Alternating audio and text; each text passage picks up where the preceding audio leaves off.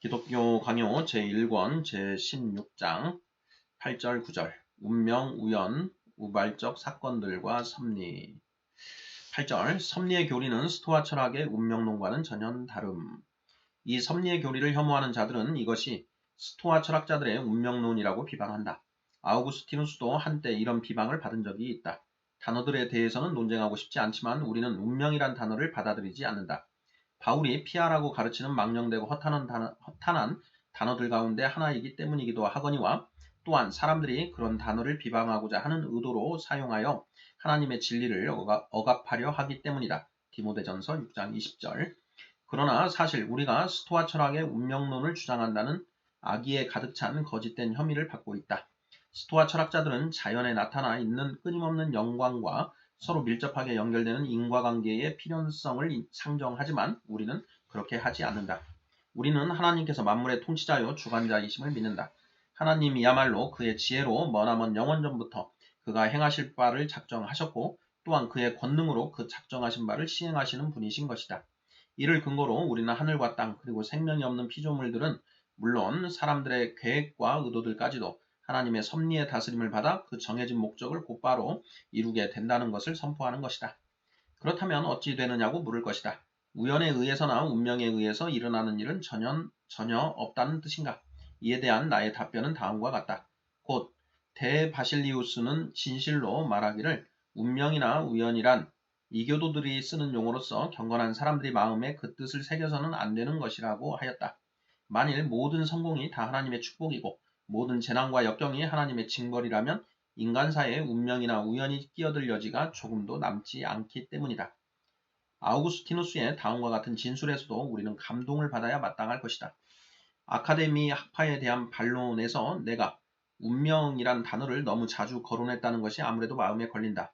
물론 무슨 여신 따위를 생각하고 그런 단어를 쓴 것이 아니고 다만 선한 일이든 악한 일이든 일어나는 일들에서 겉으로 보기에 운명적인 것처럼 보이는 결과들이 일어나곤 한다는 점을 말하고자 한 것일 뿐이긴 했지만 말이다. 그리고 운명에서 여러 단어들이 파생되는데 이 단어들은 우리가 신적인 섭리를 상정하는 뜻으로 얼마든지 거리낌이 없이 사용할 수 있는 것들이다. 우연히, 아마도, 혹시, 어쩌면, 뜻밖의. 내가 이에 대해서 침묵하고 지나치지 않고 거론한 이유는 보통 운명이라고들 부르는 것은 어떤 은밀한 질서에 의해 다스림을 받는 것이며 또한 우리가 우연히 일어났다고 말하지만 실상은 그 이유나 원인이 비밀에 쌓여 있다는 것 이외에 아무것도 아니기 때문이다. 사실 내가 그렇게 말했지만 여기서 운명이라는 단어를 언급한 것에 대해서는 아쉬운 마음이다. 사람들은 이것은 하나님의 뜻이다 라고 해야 옳을 일에 대해서 이것은 운명이다 라고 이야기하는 매우 악한 관습을 지니고 있으니 말이다. 한마디로 아우구스티누스는 늘 가르치기를 만일 무엇이든 운명에 맡겨진다면 세상은 목표를 잃고 소용돌이칠 것이라고 하였다. 그리고 다른 곳에서는 모든 일이 일부는 사람의 자유로운 선택으로 일부는 하나님의 섭리로 이루어진다고 말하나 조금 뒤에 가서 사람들이 섭리 아래에 있고 섭리의 지배를 받는다는 점을 충분하게 입증해 보이면서 하나님께서 계획하심이 없이 어떤 일이 일어난다는 것보다 더 불합리한 것은 없을 것이라는 것을 자신의 원칙으로 취하고 있다. 왜냐하면 그렇게 되면 아무런 이유도 없이 일들이 제멋대로 일어나는 것이 되기 때문이었다. 그렇기 때문에 그는 또한 사람들의 의지에 따라 좌우되는 우연도 일체 용납하지 않았고 조금 뒤에 가서는 우리가 하나님의 뜻의 원인이 무엇인지를 찾으려 해서는 안 된다고 가르침으로써 이를 더 분명하게 하고 있다. 그는 허락이라는 용어를 더 자주 언급하는데 그 용어를 어떻게 이해해야 하는가 하는 것이 그의 한 구절에서 잘 드러난다. 곧 하나님의 명령이나 허락이 없이는 아무 일도 일어나지 않으므로 하나님의 뜻이 모든 일의 첫째가는 최고의 원인이라는 것이 그것이다. 분명 그는 한가하게 망대에 앉아 쉬면서 이런저런 일을 허락하시는 그런 하나님을 상정하지 않는다. 그가 현실에 개입하는 것으로 말하는 의지란 말하자면 실효성 있는 의지요. 이것이 없이는 그 의지를 원인으로 간주할 수가 없는 것이다. 9절 모든 사건의 진정한 원인은 사람에게 감추어져 있음. 그러나 우리의 우둔한 마음이 너무나 낮아서 하나님의 섭리의 그 높은 곳까지 도저히 미칠 수가 없으므로 그 마음을 들어 올리기 위해서는 한 가지 구분을 도입할 필요가 있다. 자, 이렇게 말해보기로 하자. 모든 일이 하나님의 확실한 경륜에 따라서 그의 계획으로 지정되어 있으나 우리에게는 그 일들이 우연적인 것으로 보인다는 것이다. 그러나 운명이 세상과 사람을 지배하여 모든 일을 되는 대로 마구 일으킨다는 뜻은 아니다. 이런 어리석은 생각은 그리스도인의 마음속에 없어야 합당한 것이다. 다만 일어나는 일들의 질서, 이유, 목적, 필연성 등이 대부분 하나님의 목적 속에 감추어져 있어서 인간의 생각으로는 파악할 수가 없으므로 그런 일들이 모두 하나님의 뜻에 의해서 일어나는 것이 분명하지만 어떤 의미에서는 우발적이라 할 수 있는 것이다. 그 일들의 성격 자체를 생각하든 우리의 지식과 판단에 따라서 가늠하든 표면적으로는 그 일들의 별다른 표시가 전혀 나타나지 않기 때문이다.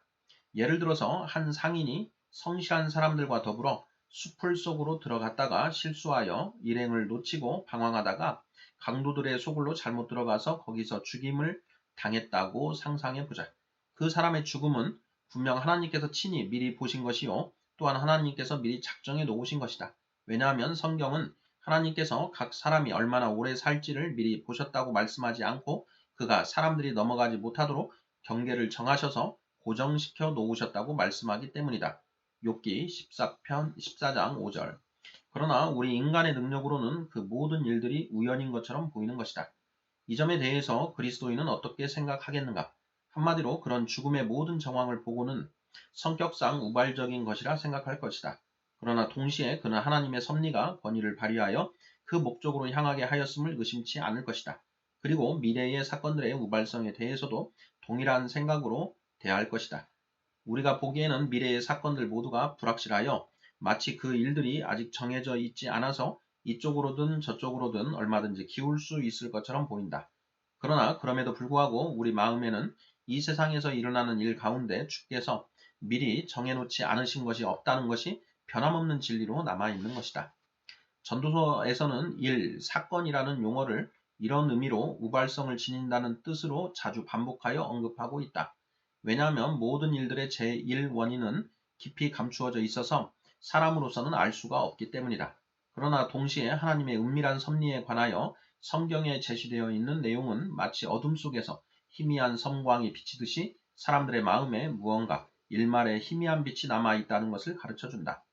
블레셋의 점쟁이들은 물론 혼란스러워 하면서도 자기들이 당하고 있는 그 재앙이 일부는 하나님의 탓이요 일부는 우연의 탓이라고 보았다. 그들은 말하기를 우리가 보고 있다가 만일 괴가 그 본 지역 길로 올라가서 벳세메스로 가면 이 큰 재앙은 그가 우리에게 내린 것이요 그렇지 아니하면 우리를 친 것이 그의 손이 아니요 우연히 당한 것인 줄 알리라고 하였다. 사무엘상 6장 9절. 그 결과 어리석게도 그들은 자기들의 점에 속아 넘어가서 그 일을 우연의 탓으로 돌렸다. 그러나 우리는 여기서 그들이 자기들에게 일어난 재앙을 무턱대고 우연의 탓으로만 생각하지 않으려고 애를 쓴 것을 보게 된다. 그러나 하나님께서 그의 섭리로서 모든 사건 하나하나를 자기의 원하시는 방향으로 돌리신다는 사실을 다음에 한 가지 놀라운 신뢰에서 잘 볼 수 있다. 다윗이 마온 황무지에 갇혀 있던 때에 블레셋 사람들이 그 땅을 침공하였고 그리하여 사울은 그곳을 떠나지 않을 수가 없게 되었다. 사무엘상 23장 26, 27절. 하나님께서 그의 종의 안전을 지키시기 위하여 사울의 길을 그런 식으로 방해하셨다면 인간적으로 전혀 예기치 않게 블레셋 사람들이 갑자기 군대를 일으켰더라도 우리는 그 일이 우연히 일어났다고 생각하지는 않을 것이다. 그러나 우리에게는 우연한 것처럼 보이더라도 믿음은 그것이 하나님의 은밀한 섭리였음을 인정하는 것이다. 이유가 항상 똑같이 명확하게 나타나는 것은 아니지만 우리는 세상에서 일어나는 모든 변화들이 하나님의 은밀하신 손길에 의해서 이루어지는 것으로 의심 없이 받아들여야 할 것이다. 하나님께서 정하신 일은 전혀 일어날 조건이 없고 또한 성격상 필연적인 것도 아니라 할지라도 반드시 그대로 일어나는 법이다. 그리스도의 뼈에서 그 실례를 잘 볼 수 있다. 그리스도께서는 우리와 동일한 육체를 지니고 계셨으므로 온전한 사람이라면 그의 뼈가 약했다는 것을 부인하지 않을 것이다. 그러나 그 뼈를 부러뜨릴 수가 없었던 것이다. 여기서 우리는 다시 한번 상대적 필연성과 절대적 필연성 그리고 결과적 필연성과 결과의 필연성을 학자들이 서로 구분하는 것이 전혀 무모한 것은 아니라는 것을 알게 된다. 하나님께서는 성자의 뼈를 부러질 수 없도록 연약하게 만드시고도 부러지지 않도록 하셨고 그리하여 얼마든지 자연스럽게 일어날 수 있었던 일을 자신의 계획의 필연성에 따라 일어나지 않도록 만드셨던 것이다.